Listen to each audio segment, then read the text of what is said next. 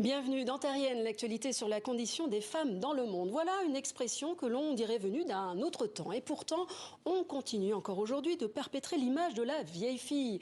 Que ce soit dans la littérature, la musique ou au cinéma, de la sévère folcoche d'Hervé Bazin dans Vipère au point, à l'éternelle déprimée Bridget Jones.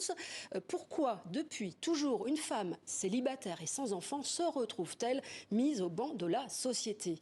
La journaliste et autrice Marie Coq s'est penchée sur la question dans son ouvrage Vieille fille, une proposition aux éditions La Découverte.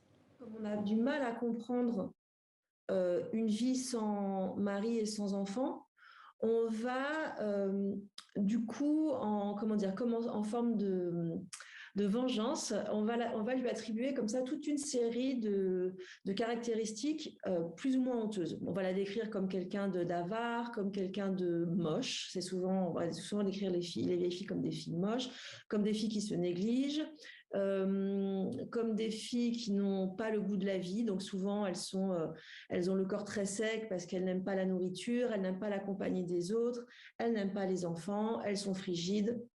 Donc on va avoir comme ça toute une batterie de caractéristiques qui va être là en fait pour expliquer l'impensable. L'impensable étant, elle n'a pas d'enfant et elle n'a pas de mari. Et puis aussi, c'est vrai que comme la vieille fille, qui, contrairement au vieux garçon, me semble-t-il, le vieux garçon, c'est celui qui n'a pas trouvé chaussure à son pied, alors que la vieille fille, c'est celle qui n'a pas été choisie, qui n'a pas été élue par un homme. Et donc, si elle n'a pas été élue par un homme, il faut bien la rendre encore plus monstrueuse qu'elle ne l'est pour comprendre ce phénomène. Oui, Marie Coq défend, elle, le statut d'une vieille fille moderne, libre, au célibat, assumé ou non, mais surtout une femme qui endosse un véritable rôle social, souvent négligé, voire invisibilisé. On a aussi cette idée que socialement, elle ne joue pas de rôle, comme elle n'est pas mère, voilà. Et en plus, il n'a pas donc cette fameuse carrière de la célibatante. Alors là, c'est vraiment une espèce de parasite. Or, on voit qu'au contraire, encore une fois, c'est le but du livre, mais c'est de montrer aussi que les vieilles filles, elles ont un rôle social important, ne serait-ce qu'en fait d'être une forme d'anomalie dans la machine qui puisse permettre en fait de se poser certaines questions qu'on ne se pose pas au sein du couple, au sein de la famille. Et aussi, elles participent parce que souvent, elles peuvent, elles peuvent créer des solidarités qui sont effectivement plus mouvantes, peut-être moins pérennes que celles qu'on peut voir dans les familles et dans les couples.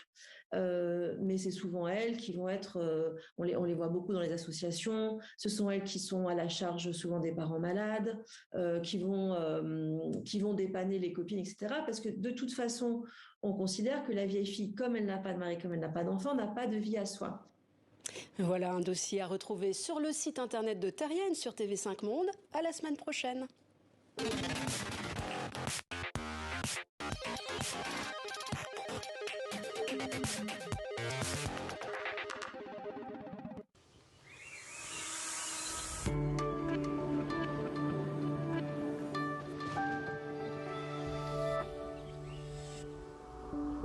Bienvenue à toutes et à tous, très heureuse de vous retrouver sur TV5 Monde pour vos prévisions météo valables pour ce 11 décembre. Pour commencer, nous allons prendre la direction des États-Unis où il y a depuis plusieurs jours maintenant un beau manteau neigeux dans plusieurs États comme dans le Dakota du Sud ou encore dans le Wisconsin. Regardez ces magnifiques images qui fait le bonheur de nombreux habitants mais également le malheur des autres puisque les conditions de circulation là-bas sont bel et bien difficiles. Sur le continent européen, nous avons une perturbation qui va circuler au sud de l'Espagne. Ça sera le cas également encore en Grèce avec une dépression qui se creuse là-bas depuis plusieurs jours. Côté température, il fera bien frais au nord et à l'ouest du continent et au sud, eh bien, nous aurons les températures là au-dessus des normales de saison. Sur les îles britanniques, un ciel changeant, nuages éclaircis du côté de Dublin ou encore en Écosse. Un ciel bien couvert à Londres avec 0 degré. Demain sur le Benelux, il faudra compter sur quelques flocons avec un ciel bien gris qu'on va retrouver également au nord de la France avec là aussi quelques flocons notamment du côté de Lille, 2 degrés pour Paris. Il y aura encore quelques précipitations au sud-est de l'Hexagone et pour l'Allemagne, un ciel bien gris avec des températures trop fraîches pour la saison. C'est le cas en Scandinavie, moins 7 degrés sous un temps sec, davantage d'éclaircies mais toujours une relative fraîcheur, à moins 5 degrés pour la Suède, moins 7 à Oulu. On attend des précipitations neigeuses assez importantes